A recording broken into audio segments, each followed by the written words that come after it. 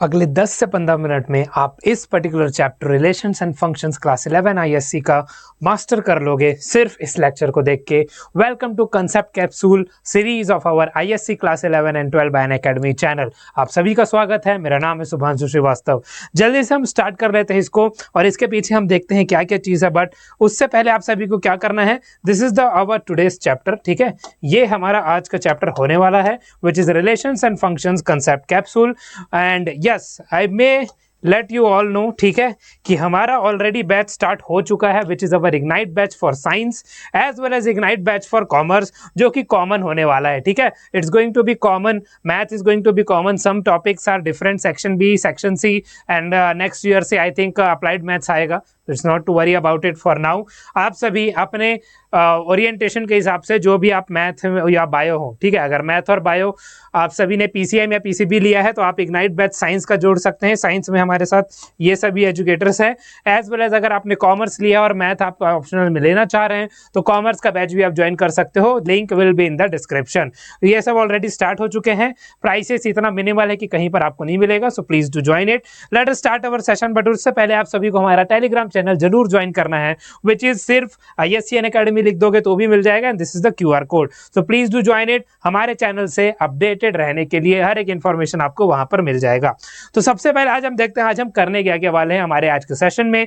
The thing is, first will see about the ordered pairs, then will see the Cartesian product of sets, definition of relation, functions as special relations, types of functions, algebra of functions, relations as a subset of Cartesian product, some questions हम देखेंगे and then we'll finally see the real life applications of this particular chapter। तो आखिरी तक आप सभी को बने रहना है, कहीं जाना नहीं है। Okay, let us start. सबसे पहले ऑर्डर्ड पेयर्स का मतलब क्या हुआ, तो यहाँ पर एक ऑर्डर्ड पेयर का एग्जांपल देखो जो कि सिंबलाइज फॉर्म में है which is a, b। so it consists of two elements where the order matters। ठीक है, wherever the order will matter it is like that। But now you see, if you take one example which is 2, 3 and it will not be equal to 3, 2 because order is not the same, since the first and the second elements are distinct in position, so we'll not say that they are equal to each other। And after that we'll see the representation x, y। The representation is what you see where x is the first element and y is the second element। तो x आपका first element है, y आपका second element है। ऐसे representation होता है Cartesian form में, आप सभी को याद होगा। वैसा ही कुछ आपको यहाँ पर ऑर्डर्ड पेयर को लेकर समझना है। Used to define relations and functions in mathematics. तो इसमें बहुत मतलब आगे जितना भी एप्लीकेशंस पार्ट टाइप का आएगा, हर एक चैप्टर का, हर एक टॉपिक का जो इससे रिलेटेड है, ऑर्डर्ड पेयर्स उसमें मदद करेंगे। तो इसीलिए ये डिफाइन करता है आपका रिलेशंस को, फंक्शंस को मैथमेटिक्स में। Okay, now you will see about the Cartesian product of sets. तो कार्टेशियन प्रोडक्ट ऑफ सेट्स क्या बोलता है, तो आप देख सकते हो यहाँ पर Cartesian product of two sets a cross b is the set of all ordered pairs a, b, जिससे आप क्या बोल सकते हो, a belongs to set a। अब ये जो साइन है ना, इसको हम क्या बोलते हैं, इसको हम बोलते हैं बिलोंग्स टू। तो A belongs to set A as well as B belongs to B, तो B belongs to set B। ये यहाँ पर एक रिप्रेजेंटेशन है कार्टेशियन प्रोडक्ट का। तो अब हम एक एग्जांपल देख लेते हैं कार्टेशियन प्रोडक्ट आप करते कैसे हो in case of this particular chapter. तो आपको एक गिवन है A is 1, 2, B is given you x, y। तो अगर आपको कार्टेशियन प्रोडक्ट इसका लिखना है इन दोनों सेट्स का A, B का, तो वो कैसे हो जाएगा, हर एक एलिमेंट के साथ मैप हो जाएगा। तो 1, x आएगा, 1, y आएगा। सिमिलरली 2, x आएगा, 2, y आएगा। अब आप अगर अब देखो इसका मतलब क्या हुआ, नंबर ऑफ एलिमेंट्स आप बोल सकते हो, या फिर number of elements inside this particular set.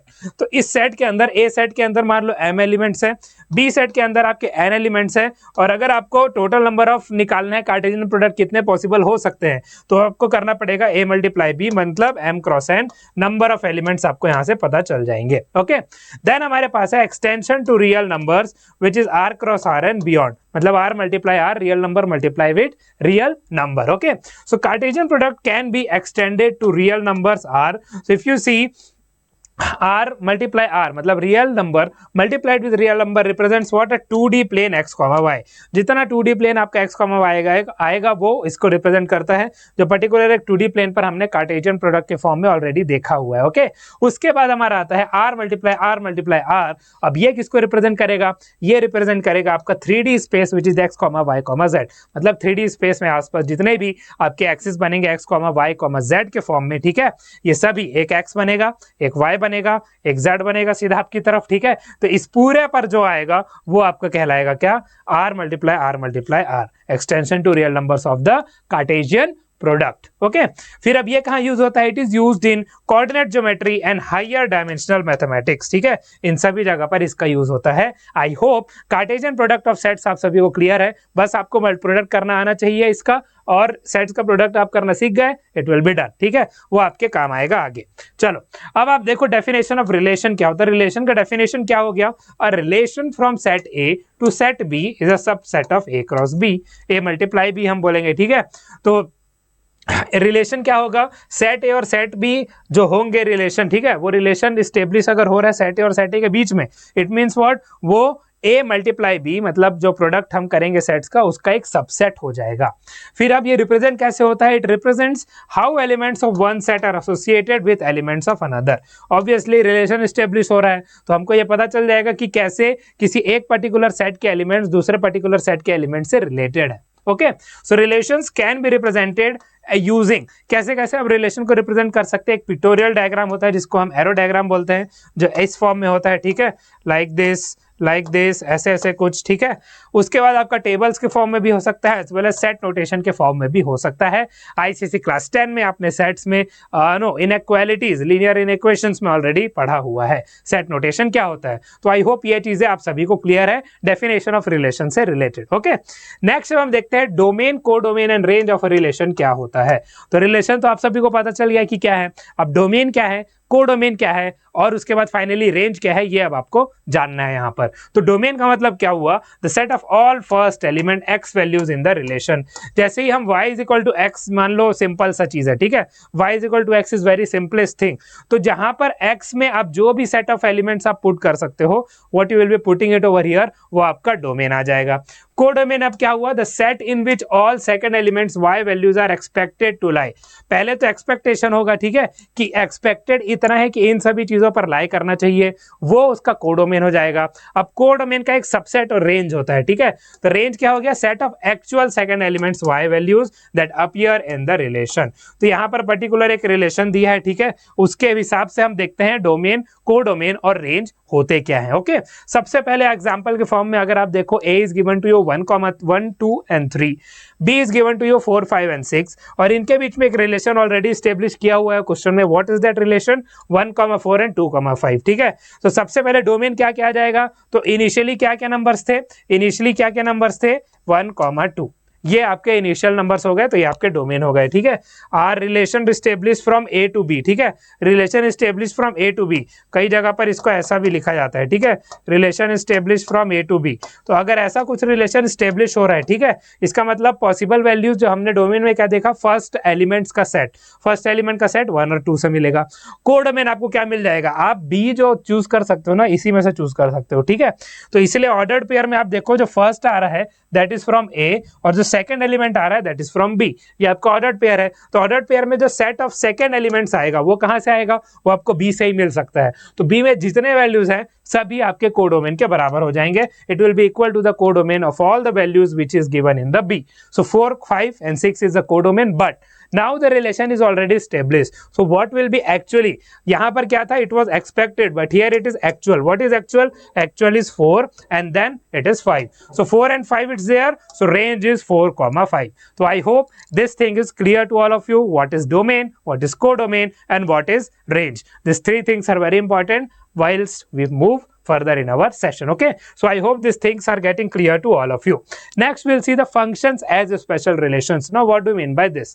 So functions means what? Function का मतलब क्या होता है, it is a relation where each element in the domain is mapped to exactly one element in the range. इसका मतलब क्या हुआ, इसका मतलब आप देखो, यहाँ पर फर्स्ट है, यहाँ पर सेकंड है, ठीक है।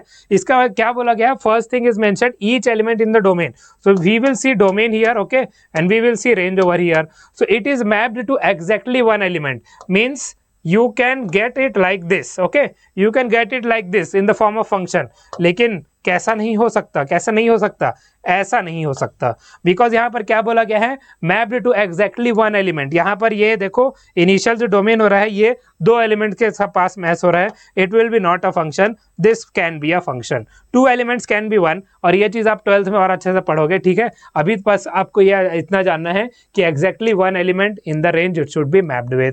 तो अगर आप देखो x, y1 x, y2 are in a function, then y1 equal to y2 हो जाएगा। Okay, represented by y is equal to f x means y is a function of x। जहां पर भी आपको y is equal to f x given होगा, इसका मतलब क्या होता है, y is a function of x। f का मतलब क्या हुआ, फंक्शन ऑफ x, ठीक है। अब देखो डोमेन, कोडोमेन एंड रेंज, यहाँ पर इसका केस में क्या होता है, तो domain is input values, okay, all x values for fx is defined, codomain expected set, same thing mentioned है, and as well as actual set of output values भी यहाँ पर मेंशन्ड है। इसके बाद आप देखो there is one function f of x which is given equal to x square. Domain यहाँ पर क्या आ जाएगा, you can put every real number in this particular thing, तो इसीलिए इन x स्क्वायर, इसलिए सभी रियल वैल्यूज यहाँ पर डोमेन हो जाएंगे। कोडोमेन भी आपका वैसे तो अगर आप रियल नंबर डाल रहे हो तो कोडोमेन भी रियल नंबर होने चाहिए, but seeing the nature of function आपका रेंज क्या आ जाएगा, रेंज आपका आ जाएगा 0, infinity, because squares are always non negative, ठीक है, squares are always non negative. तो ये सभी चीजें आई होप आप सभी को क्लियर हो रही है, what is a function, how it is special, at how we will call it as a special relation. I hope इस एग्जांपल से आप सभी को क्लियर हो चुका है, ठीक है। नेक्स्ट हम देखेंगे टाइप्स ऑफ फंक्शंस।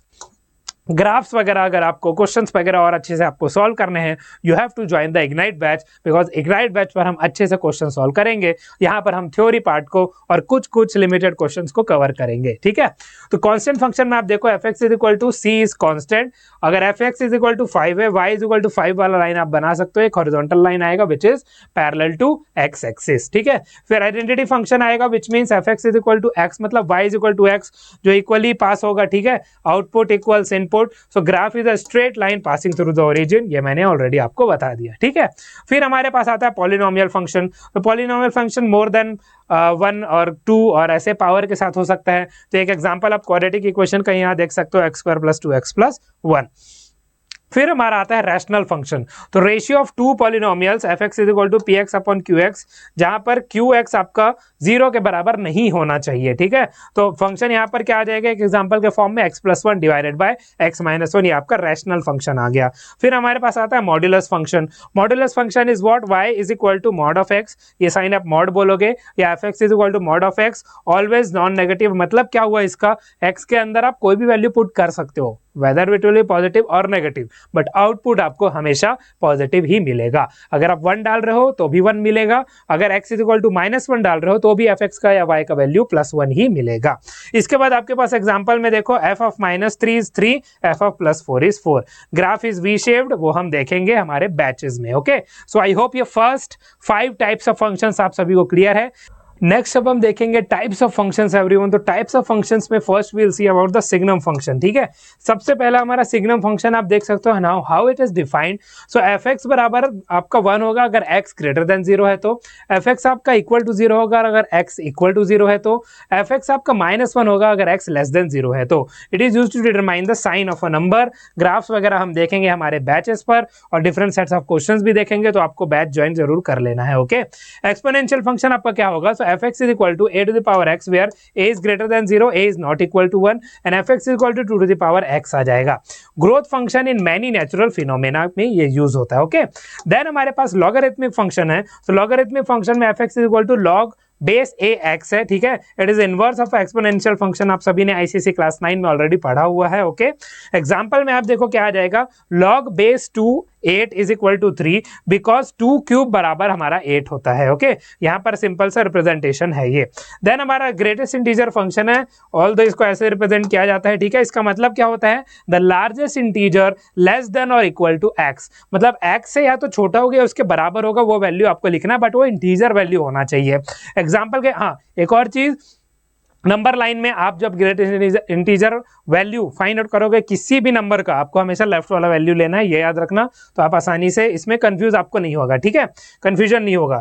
तो आप देखो एग्जांपल के तौर पर जैसे 2.7 गिवन है तो उसके लेफ्ट वाला इंटीजर वैल्यू कौन सा है 2, तो वो आपने लिख लिया। इसके बाद आपको देखो -3.5 है, उसके लेफ्ट वाला वैल्यू कौन सा है -4, तो -4 यहाँ पर वैल्यू आ गया, बस इतना सही है, इसमें और कुछ नहीं है, ठीक है। सो graph is a step function, बस यही चीज आपके रेस्ट ऑफ द ये जो पर्टिकुलर ग्राफ है greatest integer function, it is a step function. ये पर्टिकुलर चीज आपका टाइप्स ऑफ फंक्शंस के अंदर आ जाती है। इसके आगे हम आगे बढ़ते हैं, okay. Next we will see the algebra of functions. So algebra of functions, if we will see what we will get here, let us find it out. तो algebra of function में we are given two functions, one is f of x and one is g of x. We can perform the following operations. तो कौन कौन से operations हैं? Normal arithmetic operations है, sum हो गया, how it is represented आपको ये चीज माइंड में रखना है, बिकॉज ऐसे क्वेश्चंस आएंगे तो आपको पता होना चाहिए how to decode it, ठीक है। तो f plus g multiplied with x, तो fx plus gx, f minus g multiplied with fx minus gx, difference हो गया। प्रोडक्ट आपका f into g और x लिखा है तो fx into gx हो गया। क्वेश्चन आपका f by g of x है तो fx upon gx होगा, प्रोवाइडेड ये माइंड में आपको रखना है कि gx should not be equal to 0। अगर हम एक एग्जांपल ले fx is equal to x square का and gx is x plus 1, तो f प्लस g x कैसे आ जाएगा, ये दोनों का sum x square plus x plus 1, तो x square plus x plus 1। इसके बाद अगर आप मल्टीप्लीकेशन ले f multiply g into x, तो ये किसके बराबर आ जाएगा, x square multiply x plus 1, okay, तो it is equal to x cube plus x square, okay. तो ये सिंपल सा फंक्शन था, हम इससे रिलेटेड क्वेश्चन भी देखेंगे। उसके पहले हम क्वेश्चन देखें उससे पहले हम देखते हैं relations as a subset of a Cartesian product. So a relation is a subset of a cross b, meaning it consist of some ordered pairs from the Cartesian product, ठीक है। अब यहाँ पर आप देखो कैसे हो जाएगा, a आपका क्या है 1 2 3, b आपका 4,5 है, तो a अगर यहाँ पर हम प्रोडक्ट ऑफ सेट्स ही देख रहे हैं, ठीक है, तो a मल्टीप्लाई b क्या हो जाएगा, इट इज 1,4 1,5 2,4 2,5 3,4 3,5। उसके बाद आपके पास दिख रहा है relation r can be 1,4 2,5 which is a subset of a multiply b। अगर हम 1,4 और 2,5 ले, ठीक है, आपको यहाँ पर दिख रहा होगा ना 1,4 है 2,5 है, it is there in this product, तो रिलेशन को आप क्या बोल सकते हो, relation it is a subset of a Cartesian product, ऐसे आप प्रूव करके बता सकते हो, लिख सकते हो, okay. So this thing is also done. चलो अब हम क्वेश्चन जल्दी से सॉल्व कर लेते हैं। तो यहाँ पर आपको क्या मेंशन है, आप देखो क्वेश्चंस में गिवन है define a relation using the ordered pairs like this, ठीक है, ये हमारा यहाँ पर डिफाइन हो गया एक रिलेशन, ठीक है। यहाँ पर आप कैसे कर सकते हो, हमारे पास 2 है एक और एक 4 है, और यहाँ पर हमारे पास 3 है 5 है 6 है, ठीक है, हाँ ठीक है। तो अब आप देखो 2 किससे है, 2 यहाँ पर 3 से हो गया, फिर 4 हमारा 5 से हो गया, फिर 2 हमारा 6 से हो गया। वैसे क्रॉस नहीं होना चाहिए, ठीक है, क्रॉस वाला चीज़ आपको नहीं करना है, तो आप सभी क्या करो 4 और 2 लिख लो, ठीक है, 4 और 2 3 5 और 6। तो 4 यहाँ पर मैप्ड है, अगेन क्रॉस हो जाएगा, है ना, तो यहाँ पर हम लिख लेते हैं 5 3 और 6। तो 4 आपका 5 से मैप्ड है, 2 3 से है और 2 6 से है, ऐसा एक रिलेशन स्टेब्लिश हो गया, ठीक है, this is one establish relation. तो अब डोमेन आपका क्या आ जाएगा, जो लेफ्ट में हमने लिखा है वो आपका डोमेन है, ठीक है, डोमेन आपका क्या आ जाएगा, डोमेन आप लिखोगे 2,4। वैसे आप क्रॉस कर सकते हो, कोई इशू नहीं है, बट अच्छा दिखता है, ठीक है। इसके बाद हमारे पास कोडोमेन आ गया। तो कोडोमेन क्या क्या है, कोडोमेन सभी वैल्यूज है, ठीक है, कोडोमेन आपके सभी वैल्यूज है 3 5 एंड 6, ठीक है, 3 5 एंड 6। और इस केस में आपका कोडोमेन और रेंज क्या हो जाएगा, कोइंसाइड कर जाएगा, ठीक है, क्योंकि वही चीज हमको गिवन है 3 5 and 6। Codomain and range coincide मतलब आप क्या बोलोगे, यहाँ पर सबसेट होता है, ठीक है, रेंज इज सबसेट, तो ऐसे आप यहाँ पर बता सकते हो। नेक्स्ट हम देखेंगे क्रिएट, नेक्स्ट क्वेश्चन है create the Cartesian product of the sets a1, 2 a, b, c, how many ordered pairs are there. तो आपको यहाँ लिखने का जरूरत नहीं है, यहाँ पर 2 है, यहाँ पर 3 है, कितने ऑर्डर्ड पेयर हो जाएंगे, 2 into 3 हमारा 6 हो जाएगा, ये हम ऑलरेडी देख चुके हैं, ठीक है, we have already seen it. इसके बाद आपको गिवन है रिलेशन, आपको गिवन है 1, 2 1, 3 2, 4 a function, justify your answer, is this a function. तो यहाँ पर हम देखते हैं 1 और 2 है, ठीक है, फिर 2 3 और 4 है, तो 1 यहाँ 2 से मैप है, 1 3 से मैप है, 2 4 से मैप है। क्या ये केस पॉसिबल है, मैंने आप सभी को कहाँ बताया था, याद करो, ये वाला फंक्शन नहीं है, 2 अगर हो जाए तो, ठीक है, 2 इमेज हो जाए तो फंक्शन नहीं है, यहाँ पर 2 इमेज हो रहा है ना 1 का, तो it is not a function. यही आप जस्टिफाई करोगे यहाँ पर that it is not a function. Okay, इसके बाद हमारे पास एफ ऑफ एक्स गिवन है 2x + 1, ji of x is x², तो हमको निकालना है f + g। तो f + g ऑफ x कैसे होगा, सिंपली आप इसको लिख सकते हो fx + gx, ठीक है, ये आप लिख सकते हो। तो यहाँ से ये क्या हो जाएगा, x² + 2x + 1, और इसके बाद दिस इज दिस। ओके, अब f into g whole of x है, तो यहाँ पर आपको क्या हो जाएगा, fx × gx। तो fx का वैल्यू आपका कितना था, fx का वैल्यू x² आया। ओके, और उसके बाद आपका आ गया 2x + 1, तो यहाँ से आपको क्या मिल जाएगा, 2x³ + x²। ठीक है, ये हो गया इसका आंसर। तो आई होप ये चीजें आप सभी को क्लियर है, किसी को कोई डाउट नहीं है। Okay, x² is multiplied with 2x + 1, तो 2x³ + x², और वहां पर x² + 2x + 1। ठीक है, ये सभी क्वेश्चंस हमारे डन हो चुके हैं। नाउ अब देखो रियल लाइफ एप्लीकेशंस इसके क्या क्या होंगे। So you have to understand relation and functions is understanding is crucial. Why? Because it is used in various fields. The first one is economics to model supply and demand. वो arrows आपको पता चल गया, वहां से supply demand वाला case बनेगा। Physics में it is used to describe the relationship between distance, speed and time. Again वही वाला चीज है। Biology में it is used to represent the relationship between different species in an ecosystem. क्या क्या कॉमन ट्रेट्स है, क्या कॉमन नहीं है, ये सभी चीजें बनती हैं, बिगड़ती हैं, हर केस में आपका रिलेशन एंड फंक्शंस यूज होता है in all those fields. So thank you so much everyone इस पर्टिकुलर लेक्चर को ज्वाइन करने के लिए। आई होप ये लेक्चर आपको हेल्प करेगा in to gaining the concept. That's why the series name is there, Concept Capsule. Rest of the things, more detailed questions etc. will be discussing in the batch. Do join the batch. Link will be in the description as well as in the pinned comment. So goodbye everyone. Have a nice day tomorrow. Have a sound sleep today. Stay safe, stay healthy and be healthy at all of your homes. Goodbye everyone. Okay.